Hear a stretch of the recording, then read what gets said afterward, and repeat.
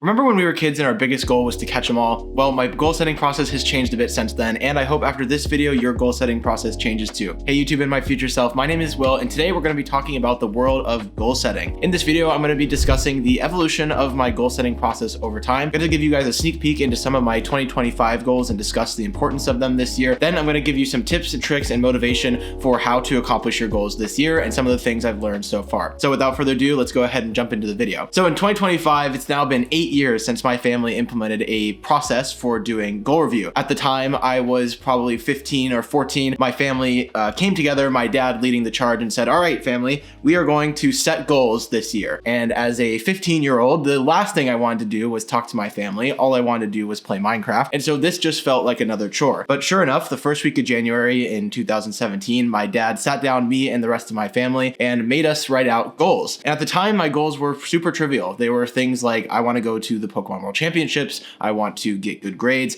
and I would literally come up with them on the spot, write them on a piece of paper, and then tell them to my family. Now, losing weight has always been one of those, and I would consistently fail at losing weight every year, but that was essentially the goal setting process that my family had. And it was always fun the next year after that, 2018 and then the subsequent years there, to look back on what we said we were going to do, look at the things we absolutely missed, look at the things that we hit spot on and be able to celebrate them. And it kind of became a thing that I started to look forward to. Now, I am also the oldest of two younger siblings, and so I started to try and lead by example and take goals that I thought would be helpful and inspire my siblings. And over time, things in my life changed and my priorities changed in 2020, getting into personal finance and really falling in love with travel and career. And so kind of approaching 2023, more recent years, a lot of my goals have been super intentional in terms of, I want to get a job after college, I want to move to a new city, I want to achieve this much in net worth and stuff like that. But in 2025, I decided to take a bit of a different process to my goal setting process. I've learned a lot of stuff about goal setting either from reading books, work, or other, and I've heard different frameworks like the SMART goals framework. I wanted to be super intentional about my goal setting process, and instead of just sitting, taking some time, reflecting, and generating a list of things that I thought would be important to me over the year, I not only did that, but I then put them all into an Excel spreadsheet and said, what's the goal title? Why does this goal matter? What's the description, and how is it measured? And for 2025, I took that process and was super intentional about it. And over time, the only people that I have discussed my goal setting process with was my immediate family. Every year we would get together and we would all discuss our goals and we would all talk about them, and that was it. Nobody else would ever hear about them. No one would learn about them. But in 2025, I decided to broaden that and shop it around to some of my closest friends and talk to them about it, get their input, get their insights, and talk to people that I really, really trust their opinion and would get value out of sharing this process with them. And it's been super helpful. I mean, starting into 2025, there have been things that have been shared with me from my friends about my goal setting process that have helped me take those goals to the next level, really make the most out of them. I've also got a ton of value about learning how my friends are thinking about things and other stuff like that. And so the 2025 goal setting process has been something that's actually been super fun, even though we're super early into the year, and I wanted to share it with you guys. Why are we talking about this? What are some of my 2025 goals? Well, I do have an exhaustive list of 13 of my 2025 goals that I'll be posting on my website, jenkinswill.com, and you can find that in the description where I'll be posting my goals. But the ones that I want to highlight in this video are going to be some of the most important ones to me. And the first one is obviously going to be this YouTube channel. There's two goals that I have this year. One of them is to start a YouTube channel dedicated to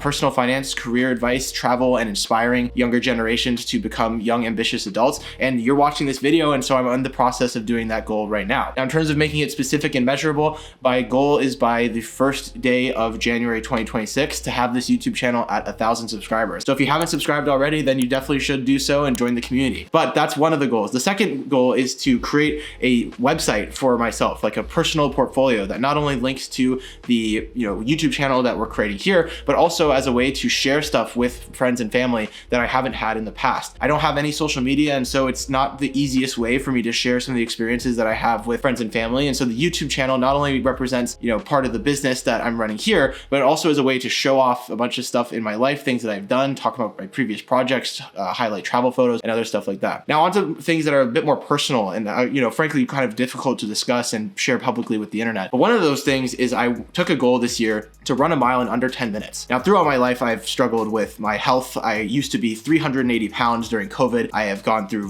various ups and downs of weight gain and weight loss. I've taken goals on this every year and routinely fail them or sometimes achieve them. And so in 2025, 2025, I have a weight loss goal that I'm, being very specific about in terms I want to get medical advice and help on how I can, make the most of it and be realistic with it. But away from that, the one that I've really taken as like a challenge to myself this year is to run a mile in under 10 minutes. This is something that I have never been able to do. And in fact, on January 1st, my goal was originally to run a 12-minute mile. Then I did that on January 1st. January 2nd became 10-minute mile, and then I was able to do that. And so now the goal is to run a 10-minute mile every time I work out and make it consistent. And I will be the first person to tell you I actually hate running. It is my least favorite thing ever. And taking this goal has actually been a ton of fun because, I start my day, go to the gym, and now I have this thing that I absolutely hate doing. I do it and I feel super, super, overjoyed when I complete it. And then everything else in my day feels a lot easier. And so this is also a goal that will help me achieve, a weight loss goal, as exercise and cardiovascular health is super important. But it's been something that, even though it's an absolute challenge, it's really pushing me to kind of get out of my comfort zone and do something that I absolutely despise doing. So that's one of the goals, is to run under a 10-minute mile. And then another goal that I took this year is to read 12 books. This channel is a huge proponent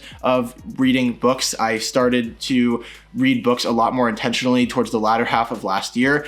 My goal last year was to read 6 books, and I was able to do that. And then this year it's going to be to read 12 books. I love reading nonfiction books about the subjects that we discuss here on this YouTube channel. And if you're interested in some of the books I've read, check out the description where I have a link to my reading list. But this year it's going to be to read 12 books. And in fact, after shopping this idea around to some of my friends, they've encouraged me to read some fiction books as well, as a way to, broaden the horizons of things that I've thought about. So those are just a couple of the goals that I have for this year. The whole list is going to be in the description if you want to learn more, and I'm happy to discuss them with the community at any time. But those are some of the things that I have talked about for 2025. And the big change here is that I wanted to make sure that these things are specific, that they're measurable, why they matter, and really do like a deep analysis of why these things are important to me. Because I found throughout my life that the goal setting process, although it started as something that was super trivial, it's something that kind of helps me roadmap what I want my year to look like, what are the things that are super important to me, and to help me prioritize my time to work towards things that are super important to me. And so that's why I've really actually taken a liking to the goal setting process and been super intentional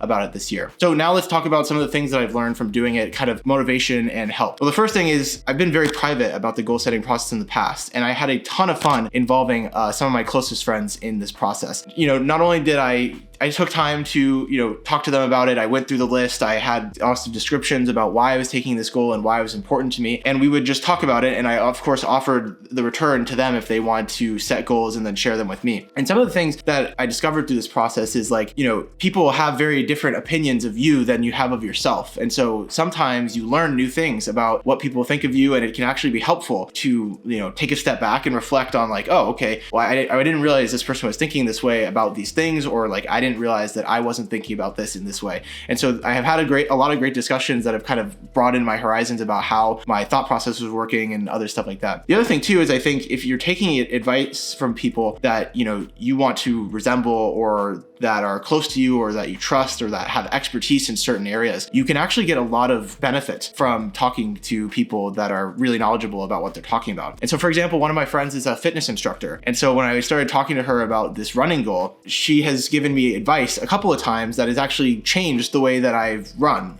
First, I started taking this running goal because I read a book called Do Hard Things by Steve Magnus that talks about, the reality of toughness and what that means and how you apply it to life, and, overcoming challenges, and why it's important for humans to actively seek doing difficult things, because it ultimately, improves your process for achieving stuff. And so it's a really great book. And this book uses performance running as kind of one of the narratives that it's talking about, and how performance runners, all this stuff and what that means in terms of the larger theme of the book. But, even though the book wasn't about running itself, as a non-runner, I kind of read this book and was like, wow, like they talk a lot about breathing in this book, and how performance runners, sometimes will just tune out the world and like solely focus on just moving forward and like trying to get to the finish line. And then as they approach the finish line, they like basically hone back in and then just go full force and try and get to the finish line. And so I had never thought about running that way. To be clear, when I was in high school, I was the type of kid that would get asked to run the mile, and I would, basically tell the teacher off, like, how dare you, ask me to run the mile. I don't want to run the mile. That sucks. And so I would walk the mile. And so I had never looked into running or thought about running in this way. And so the book was what got me to,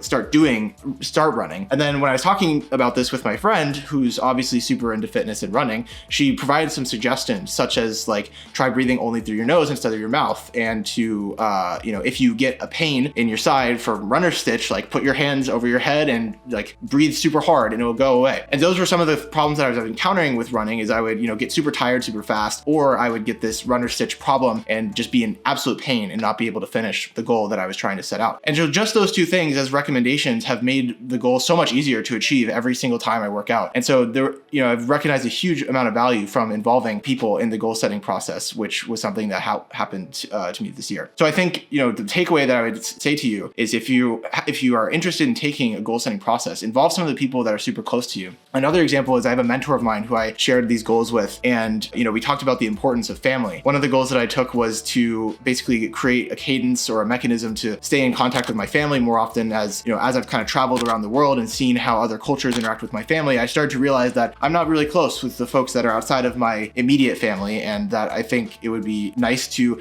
get more in touch with them, not have holidays and other events be more transactional with those people, and instead keep up with them on a more regular cadence. And so he recommended that I basically create like a monthly Zoom call where anyone from the family can join, and as long as I'm the person that is the one that's showing up and hosting the Zoom call, then everyone can come and talk and catch up. And then not only does it create value for me because I'm accomplishing my goal of getting better connected to my family, but it also brings every single other person in the family together. And so that was something that I wasn't even thinking about when I took the goal. I was going to just call my relatives on a quarterly basis or something and just catch up. But this one, not only does it help me, it helps a bunch of other people too in my family to stay connected. And so I recognize a lot of value from helping or involving other people in my goal setting process, which was something I was extremely private about. Now, let's just say you don't have goals. If you don't have goals, I think it's definitely something that is a difficult topic for people, right? Because goals, New Year's resolution comes every year and people set goals and then maybe they don't achieve them. Maybe their priorities shift throughout the year and they, stop thinking about it as often. And it's definitely a topic that it can be uncomfortable to discuss. It's not fun to talk about weight loss and health and then consistently miss your goal over time. But I think it's something that if done super intentionally and you measure it, you have people in your life that can help you be held accountable. I think it's something that can really, really help people accomplish great things. A lot of the things that we're talking about on this YouTube channel are personal finance and career. These things require discipline. And the goal setting process in a way is a way to develop discipline and, basically set out a roadmap for what it is you're trying to do. What are the dreams that you want to accomplish? What are the things you want to do in the 1 year, or longer term period? And then go set out and define criteria and ways to accomplish those things. And so I would encourage you all, if you haven't already, to start thinking about how to take goals. This could be about, a promotion that you want to get at work. This could be, your health, for example, and also be sure to make sure that the goals that you're taking are things that are controlled by you.